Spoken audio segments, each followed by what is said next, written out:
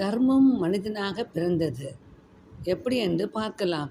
ராமோ விக்கிரகவான் தர்ம என்றும் கிருஷ்ணம் தர்மம் சனாதனம் என்றும் பகவானியே சனாதன தர்மமாக சான்றோர் சொல்லுவார்கள்.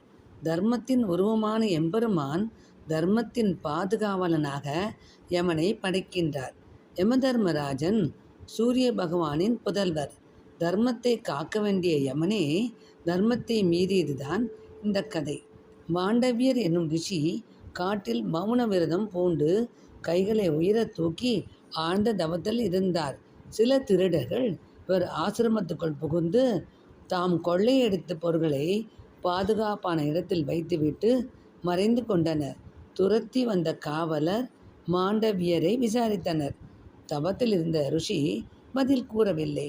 தேடி பார்த்த காவலர் பொருளையும் திருடர்களை கண்டுபிடித்தனர்.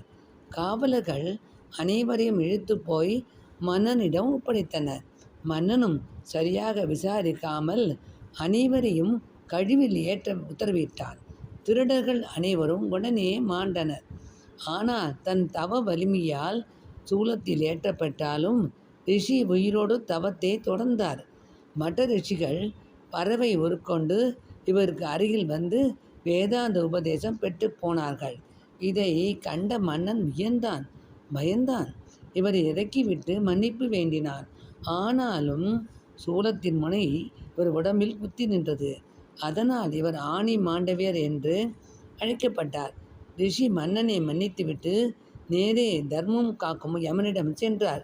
யமனே, நீ செய்யாத குற்றத்துக்கு நான் ஏன் தண்டனை அனுபவித்தேன்? நீ நடுநிலை மாறி நடந்தாய் என்று குற்றம் சாட்டினார்.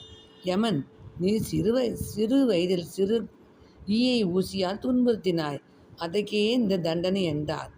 ரிஷி சமாதானம் அடையாமல் 12 வயதுக்குள் செய்த செயல்களில் பாவ புண்ணிய கணக்கில் சேராது. ஆகவே என் பேரில் குற்றமில்லை. எனக்கு தவறாக தண்டனை அளித்த நீயே குற்றவாளி. ஆகவே நீ பூவுலகத்தில் மனிதனாக பிறப்பாய் என்று சபித்தார். மாண்டவிய ரிஷியின் சாபத்தின்படியே யமன் விதுரராக பிறந்தார். தர்மராஜாவே மனிதனாக பிறந்து தர்மத்தை போதித்ததுதான் இந்த விதுர நீதி.